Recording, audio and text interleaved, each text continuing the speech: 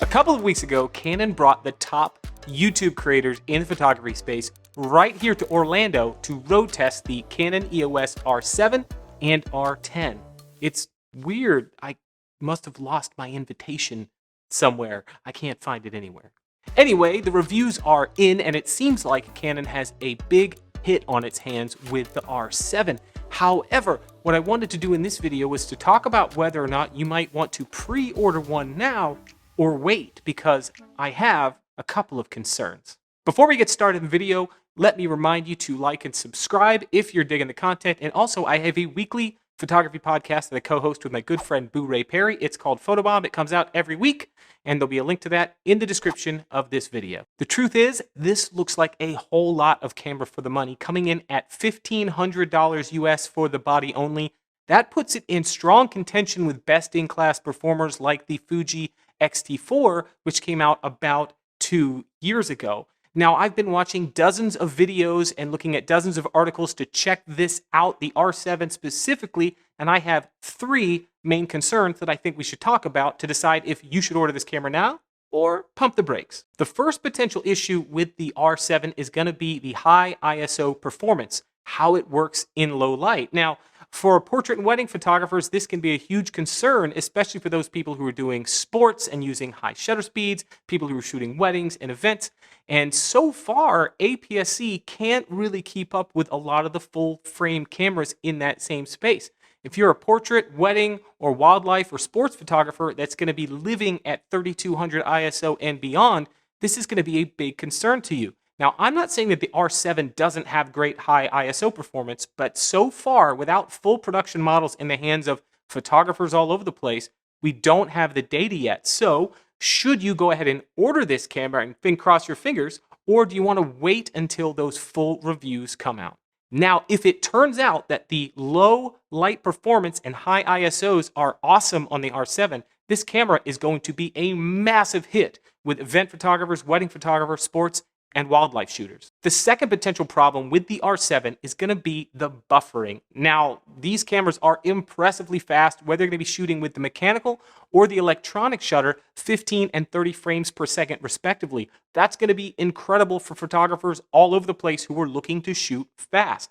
But as I was watching videos, I found a few where YouTubers who had the camera in their hands to test it weren't quite getting the frames per second in the buffer that they were supposed to be getting before the camera had to slow down and catch up. And that's with really, really fast SD cards. Now, once the full production models get out there on the market, it could be a totally different story. And bear in mind, getting 35 images in the buffer instead of 45 isn't going to be a problem for most photographers out there. I just wonder if anybody's going to be kind of annoyed if that's the case in the final production versions. I have no doubt that Canon's probably going to work this out, but just something you want to keep an eye on. I'm going to be honest, those first 2 things don't really concern me all that much. I think that the audience that this camera is intended for, they're going to love it, and those 2 things are going to iron out just fine. It's really this third thing that I think is the biggest potential problem, at least in the short term. I think that the lens lineup for the RF mount that's geared towards APS-C cameras is a little lean so far, and I think that maybe it would have been a good idea to launch with some lenses that were a little more geared towards professionals. Let me break that down for you. The way I see it, that the R7 is attractive to 4 different groups of photographers. The first group of photographers is going to be sports and wildlife photographers. They're going to love using the lenses they already have on a crop sensor that's going to get them closer to the action. I don't think they're going to have any problem pulling the trigger and spending $1,500 on this camera. The second group of people I think this camera is really for are going to be crop sensor Canon users who haven't moved over from DSLRs yet.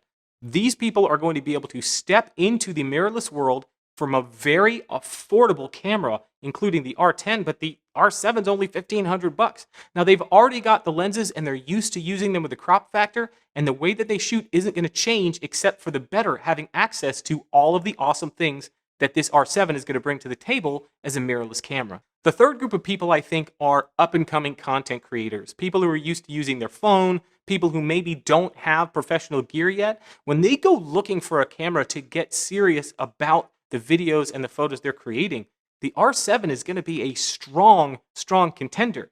But these are also people who don't necessarily know the difference between an RF and an RFS and an EF and an EFS, all they're going to know is that when they try to buy a lens that's native for the camera that they're trying to buy, it's either going to be very inexpensive and small and slow and not do things like have a shallow depth of field and all the cool stuff that creators like to do, but also the only other options they have are like $2,500 and $3,000, and they're enormous. So I think that in the short term, it is possible that some of those people might go to other systems because they make a little more sense, and because, for example, like Fuji has an incredibly deep bench of APS-C lenses that are about half the price of full-frame RF mount lenses. Finally, the category that I fall into are pros who would love to buy the R7 as a backup or a camera for certain gigs. Now, this would be a brilliant wedding or corporate event camera.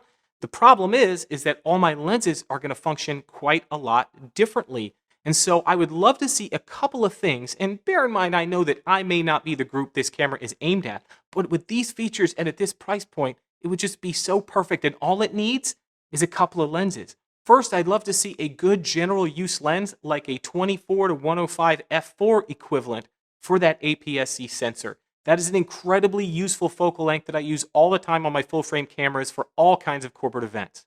The other thing I'd like to see is a holy trinity of that 15 to 35, that 24 to 70, and that 70 to 200 equivalent focal length for that sensor, 2.8 and f4. If you had those three lenses at f2.8 in a slightly more compact, maybe not quite as well built, but more affordable package that fit beautifully on that sensor, I don't think anybody wouldn't buy the R7. Hell, I'd buy 3 of them. Having said all of that, I think that the R7 is going to be a huge hit with both enthusiasts and pros, and people will find a great use for it. I cannot overstate how much you get for $1,500 in this camera. By the way, if you want a breakdown on the specs and how great it is, I recommend you check out the review video from Gordon Laing at Camera Labs. I'll put a link to that in the description of this video.